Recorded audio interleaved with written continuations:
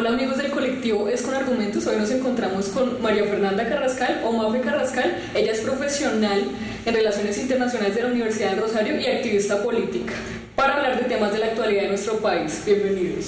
Bueno, muchas gracias Luis, Roxana, muchas gracias por invitarme, a todos los que nos están viendo. Estos espacios son muy importantes para la democracia y para el debate público. Totalmente, Mafe, gracias a ti por aceptar la invitación al programa Es con Argumentos. La idea es enriquecernos acá con toda tu trayectoria política y poder conocerte ese trabajo tan bonito que vienes haciendo pues con la comunidad, con la ciudadanía. ¿Sí? Muchas gracias. Te vamos a hacer una serie de preguntas súper sencillas para que todos nuestros seguidores y toda la gente que nos mira a través de esa cámara pueda conocerte, pueda saber qué haces y pueda experimentar pues esa experiencia política que te ha llevado pues durante todo este tiempo.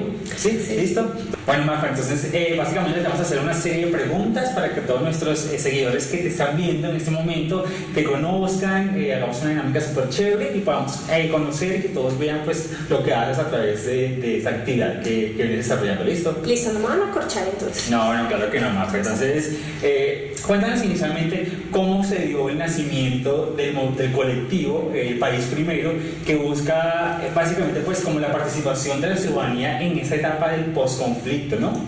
El colectivo El País Primero pues se creó durante la época electoral del año pasado, las presidenciales, y bueno, nosotros de alguna manera quisimos responder al momento histórico que estábamos viviendo, en el cual el país estaba dividido prácticamente tal cual como cuando el plebiscito, ¿no?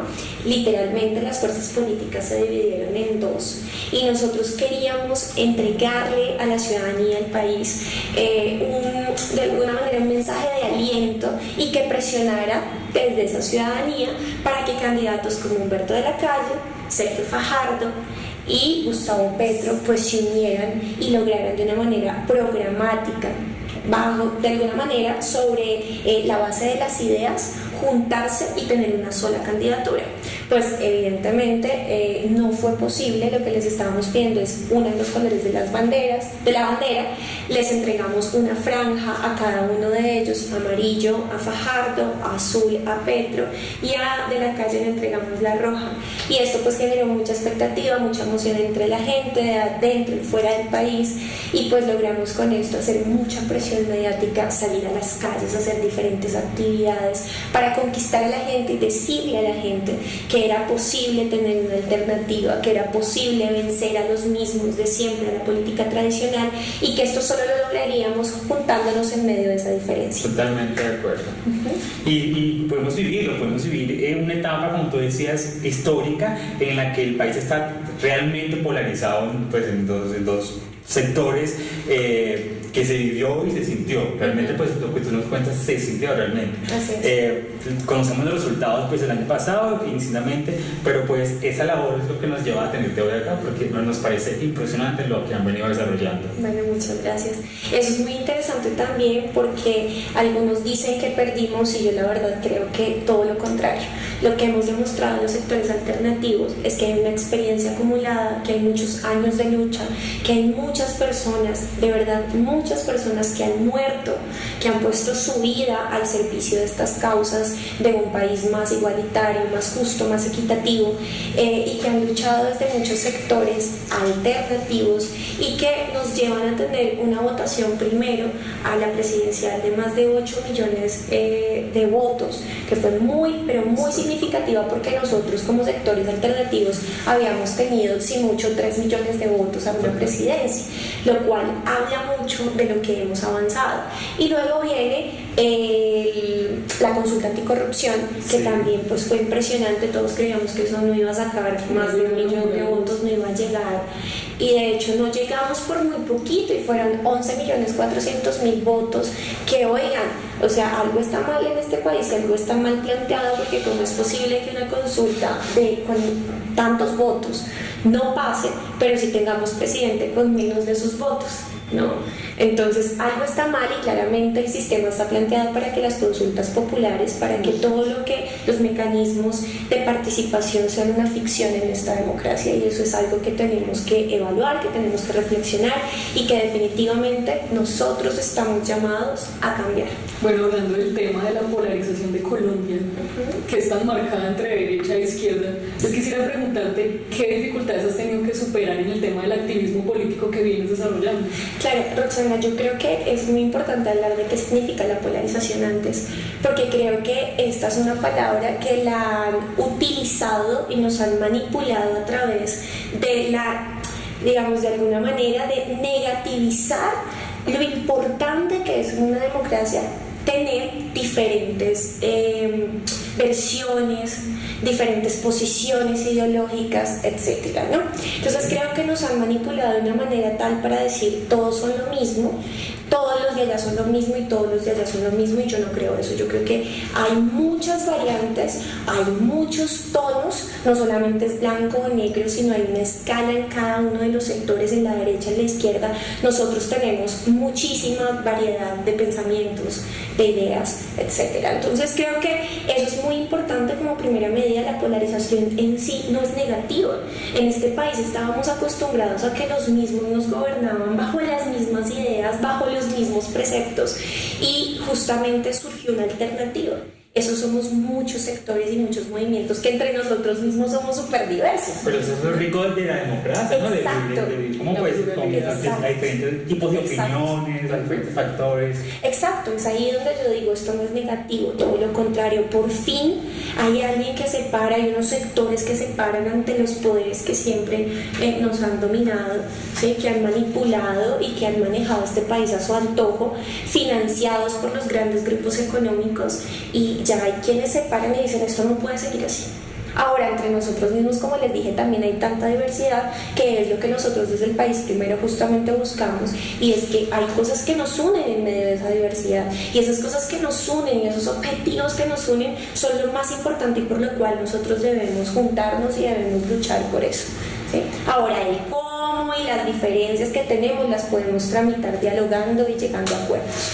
Entonces, en ese orden de ideas, pues los retos que he tenido como activista, como tal, obviamente el primero y el principal en un país como este, donde han asesinado literalmente a la gente por pensar diferente y demás, pues es todos los días estar batallando con el miedo que, por un lado, nos quieren infundar desde los mismos...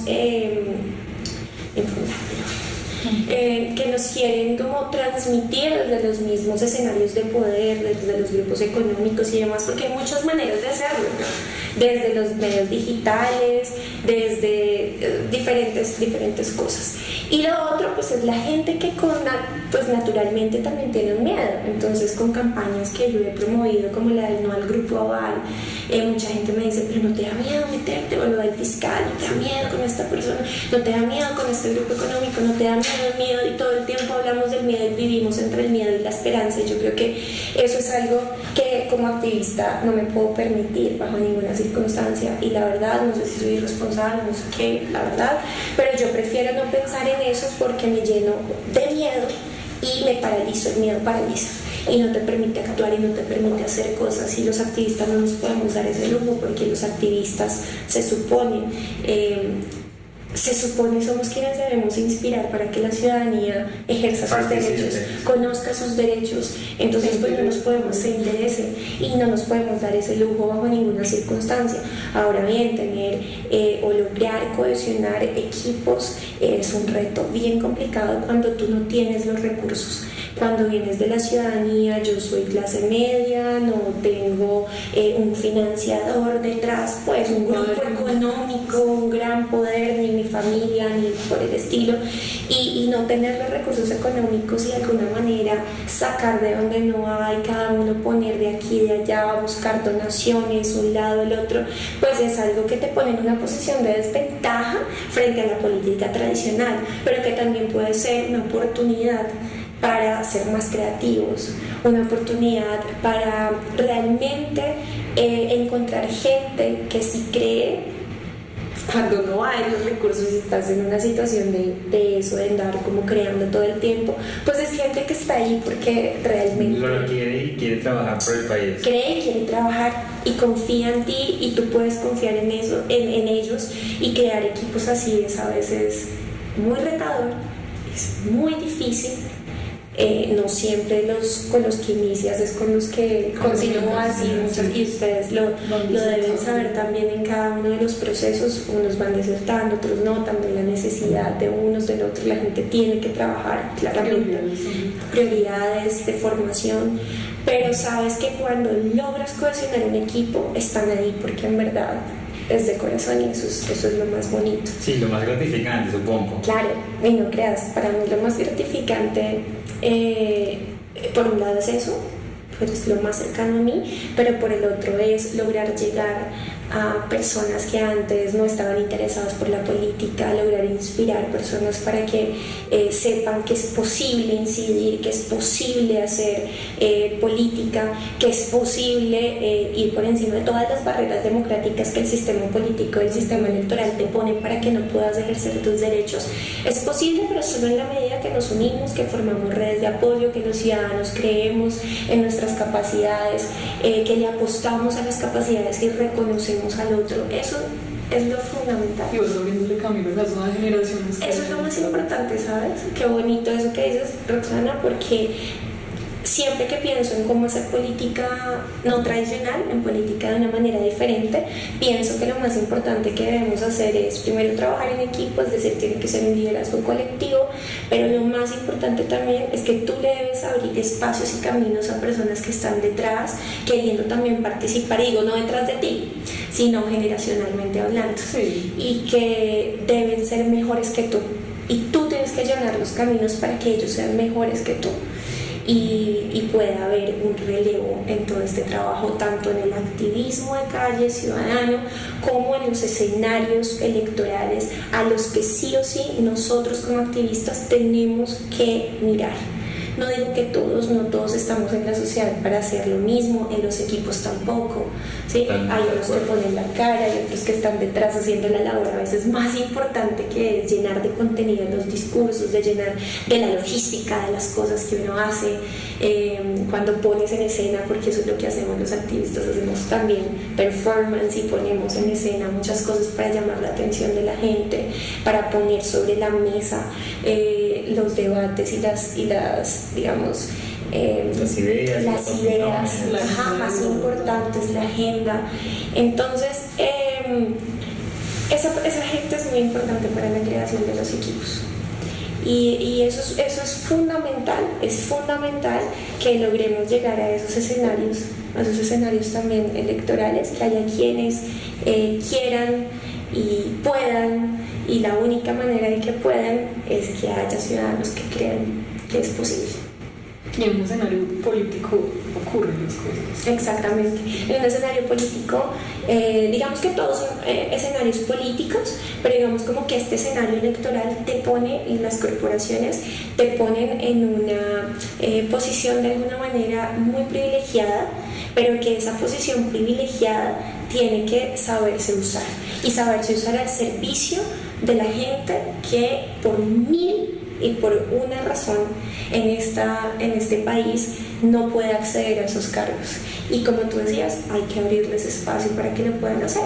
Hay que ir, hay que gestionar cosas. Los activistas y los políticos en general, todos somos políticos, pero el político de ejercicio como tal debe transformarse en ser un altavoz. Pero para poder ser altavoz de las voces, justamente, pues tiene que escuchar. Sí, claro. Y a veces pues se les olvida a los políticos que esa es su razón de ser, que ahí están representando no sus intereses, no los intereses de los financiadores, que ese es otro tema interesante y que es importante hablar sobre la financiación de las campañas en un país como este, donde si te financian, pues tienes que ir a representar los intereses del financiador y no de la gente que vota por ti. Entonces es muy importante que cambiemos esas lógicas, esas dinámicas, empezando por la financiación y pasando porque nosotros entendamos la importancia de escuchar a la gente, no de tener como objetivo una curul, sino de usar la curul como un medio para representar a la gente, para representar sus voces y para gestionar esas soluciones y esas gestiones que realmente requiere la ciudadanía. Que realmente requiere y que necesita la ciudadanía. Mafe, hace rato nos comentabas algo de las redes sociales y era que el miedo que muchas veces podrían infundir en la sociedad, ¿cierto? Yo te quiero hacer una pregunta un poco cauciosa y es la siguiente. Actualmente vivimos en una era de redes sociales, de uso de redes sociales, y así como estas han impulsado o han ampliado la libertad de expresión, también han propiciado las falsas noticias o fake news, ¿sí? ¿Cuál es la posición de Mafe Carrascal frente ante este fenómeno de las redes sociales? Bueno, mira, yo defiendo las redes sociales por sobre muchas cosas porque creo que son la alternativa ante una decepción y una falta de credibilidad frente a los medios de comunicación tradicionales. Yo creo que los medios de comunicación tradicionales también han promovido fake news muchas veces y nos llevaban así con manipulación, etcétera, y la gente se empezó a dar cuenta de que eso estaba pasando y bueno, surge como una alternativa a las redes sociales y un poco más de conectividad, porque no creamos pues que son lo que les llega a otras regiones en el país, pero bueno, digamos que en ciudades como esta representan algo muy importante y que personas como yo, por ejemplo, nos hemos apoyado mucho en las redes sociales y son prácticamente que nuestro medio de comunicación. Y te has empoderado. Y exactamente, y me he empoderado gracias a ellas y le he podido llegar a más personas, posicionar mis opiniones, y como yo, hay muchos ciudadanos que las han utilizado para lo mismo. Ahora, yo no creo en eso de tratar, creo que en los medios de comunicación ha habido últimamente como una arremetida para tratar de justificar desde el gobierno, que además lo han querido hacer varias veces. Acordémonos de la ley Lleras, por ejemplo, que la trató de meter una vez, una segunda vez, y que la han tratado de mil maneras de adoptar, y esta no es nada más y nada menos que un tipo de censura. Sí, entonces regular los contenidos, regular lo que la gente piensa, lo que la gente opina y demás, y yo creo que eso no se puede hacer, atajar eso es imposible. Violar derechos. Es violar muchos derechos, y al final de cuentas lo único que va a lograr que esas fake news no sigan apareciendo, o que de alguna manera van a seguir apareciendo pero que la gente no crea en ellas, que no las promueva, todo eso se hace con pedagogía, todo eso se hace con educación. En el día, digamos, en el hoy, en lo que estamos viviendo, la alfabetización pasó ya de un cuaderno a lo digital, ¿no? Entonces hacemos alfabetización digital para que la gente aprenda a usar un computador, una tableta, un celular, bla, bla, bla.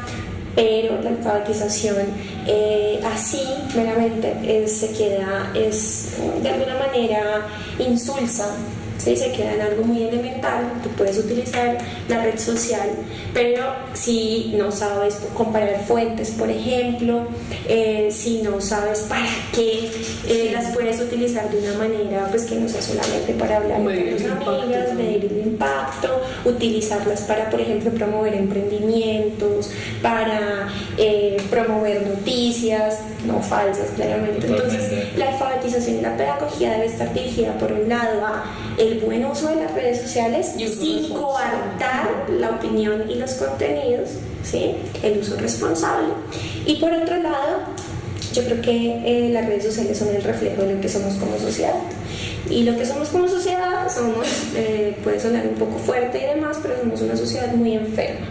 Sí, somos una sociedad enferma, y eso tiene que ver con la carga de tantos años de conflicto, más de 50 años de conflicto, tiene que ver con que nuestro sistema de salud no se preocupa para nada por la salud mental de nuestros ciudadanos.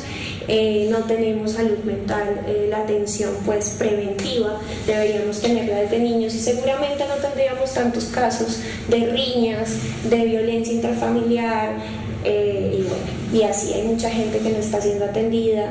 En un mundo como hoy pues tenemos mucho estrés, un caso de depresión. Exacto, hay muchos trastornos como la depresión, como la ansiedad, como la bipolaridad, y nada de eso se está atendiendo. Entonces pues la verdad es que eso es lo que reflejamos, somos una sociedad muy violenta, pero muy violenta. Entonces debe haber una base educativa, una base en salud preventiva, y yo creo que esa es la fórmula de una combinación que puede hacer que nos tratemos de mejor manera en las redes sociales, que respetemos, que reconozcamos al otro. Eso también parte de la educación sexual, del reconocimiento del otro. Bueno, Mafe, supimos que viajaste a Argentina y que contribuiste en el proyecto de la digitalización de IMAFAD. Mafalda, yo quisiera preguntarte si eso de alguna manera contribuyó en el trabajo del activismo político que vienen liderando actualmente. Bueno, por supuesto, creo que Mafalda ha sido un referente para muchas generaciones. Sí. Lástima que no se está leyendo tanto como se debería, así que promovamos a Mafalda, porque de verdad que promueve unos valores muy interesantes en los niños. Yo lo leía cuando estaba muy pequeña, pero pues no le daba tanto, con otra óptica, ¿no? No le daba tanto valor. Yo ya en ese momento, cuando estaba en Argentina y viví un año, pues ya había empezado a hacer activismo político. Eso fue en el 2012, pues yo ya llevo 10 años en esto, entonces ya con otra óptica, desde mi mirada activista, desde mi mirada como ya más analítica, más crítica, y bueno, y también me tocó como investigar mucho y a profundidad cada parte y cada cosa, y por qué, y Quino, y por qué cada momento, porque también cada historieta de Mafalda tiene un momento histórico y unas circunstancias que cuentan lo que estaba pasando, un trasfondo, lo que estaba pasando en ese momento, que a la larga no es tan diferente a lo que pasa hoy en día. Totalmente. Sí, antiguerra, bueno, entonces creo que es fundamental, y los invito a todos a leer a Mafalda y enséñenle a leer a los niños con Mafalda. Eso es una gran aventura. Pero ven, ¿cómo, entonces esa experiencia, viajar a Argentina, pues todo lo que tú hiciste investigar y eso, ¿cómo te contribuyó al activismo que haces actualmente pues, en el país primero? Bueno, pues allá aprendí muchas cosas sobre lo digital, y lo vine y lo potencié en el activismo. Sobre todo fue eso, porque pues llevamos a Mafalda al mundo digital, así le llamamos nosotros, y bueno, aprender muchas de las cosas que se hacen, que no es solamente poner un tweet, no solamente poner una publicación, sino que eso tiene detrás todo un trabajo previo, y que hay que entender muchas veces para poder llegar a quienes queremos llegar y con el impacto que queremos llegar. En definitiva, Mafe Carrascal es, mejor dicho, polifacética, ¿no? Relacionista internacional, digital, redes sociales, tenemos de todo para compartir con nosotros, ¿cierto? Mafe, cuéntanos algo. Para ti, para Mafe Carrascal, ¿cuáles serían los 3 temas fundamentales y ejes principales que debería tratar o debería priorizar la próxima alcaldía de Bogotá, que inicia en el periodo pues, del 1 de enero del 2020?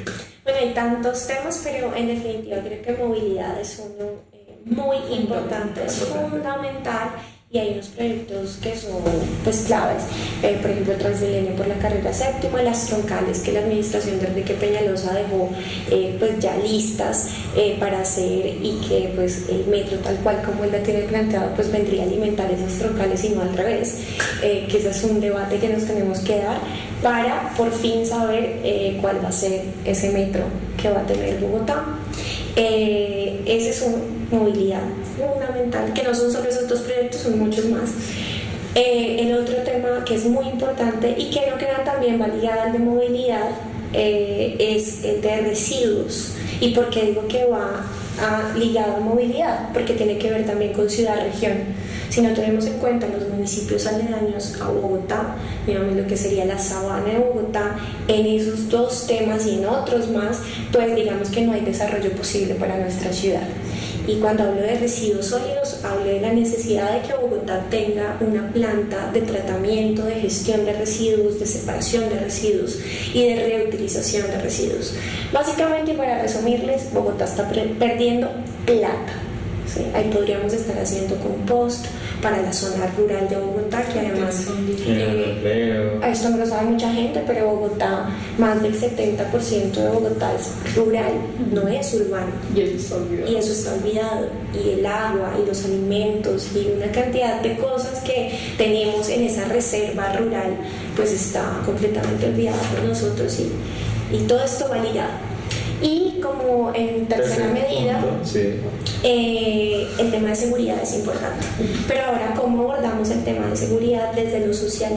Ese es el reto que nosotros tenemos, porque en definitiva hay mucho que tenemos que hacer desde ahí, desde los programas sociales, desde, por ejemplo, la atención a habitante de calle. Bueno, son muchas cosas, tenemos muchos retos, pero yo estoy convencida de que en un diálogo abierto y entre las localidades de Bogotá, entre las organizaciones, entre los ciudadanos, y con mucha voluntad política, vamos a poder este año llegar a unos acuerdos sobre esa agenda que es vital para nuestra ciudad.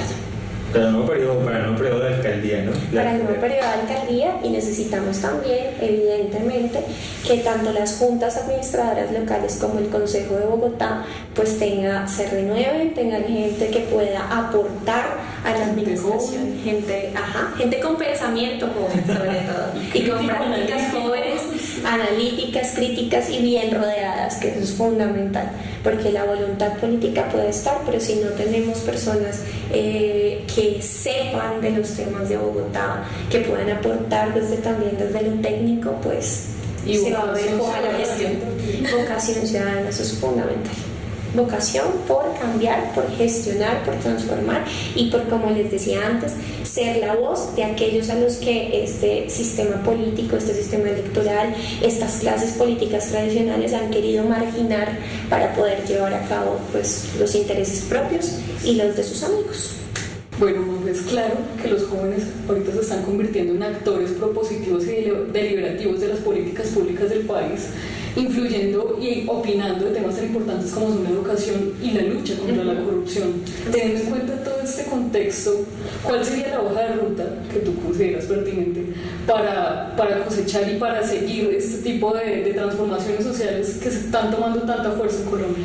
Bueno, me alegra muchísimo además que Roxana hables de los jóvenes en positivo, no como desde muchos escenarios, siempre como a los jóvenes no les importa nada, a los jóvenes, yo creo que todo lo contrario, estamos viendo jóvenes cada vez más participativos que quieren organizarse, que se organizan en colectivos y en causas específicas, y que lo que tenemos que hacer es justamente entrar en sus dinámicas, en la forma en la que se están comunicando hoy en día. Por ejemplo, este es un ejemplo, ¿no? Usando una plataforma que los jóvenes usan, pero llevando contenidos para masificar un mensaje que es muy importante, y es el de participen, porque a la larga todo esto se hace para eso: participen, critiquen, vean otras posiciones para formarse un criterio, que eso es muy importante.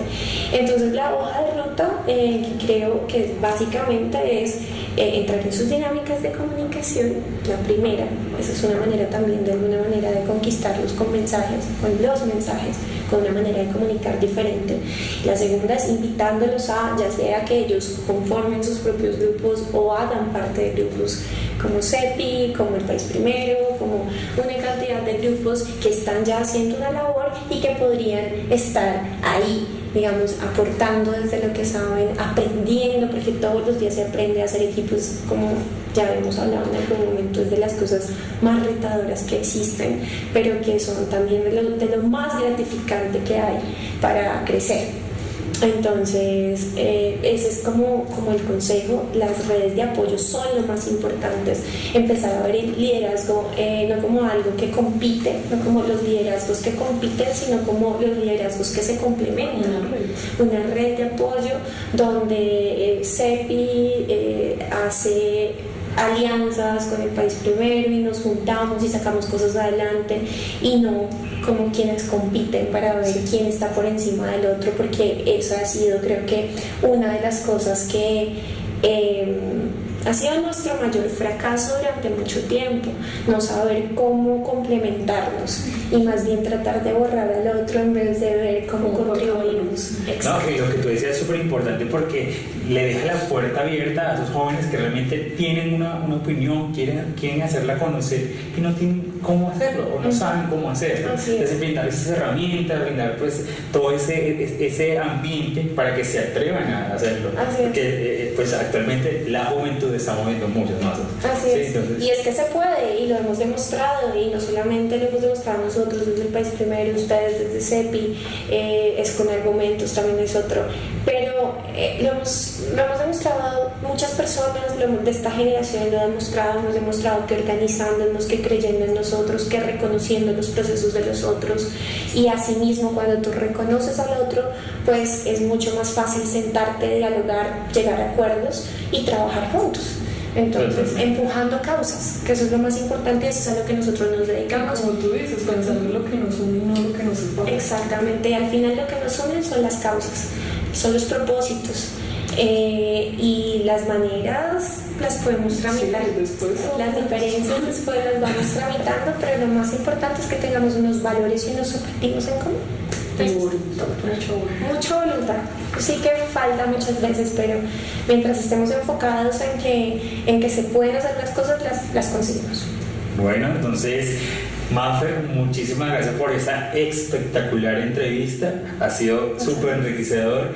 O sea, eres una persona impresionante de admirar. Considero que tienes mucho para ofrecer a esta sociedad y o sea, sobre todo a los jóvenes que cada día tienen una lucha constante pues por llegar a esas metas políticas, sociales, ¿sí? que realmente quieren apalancar.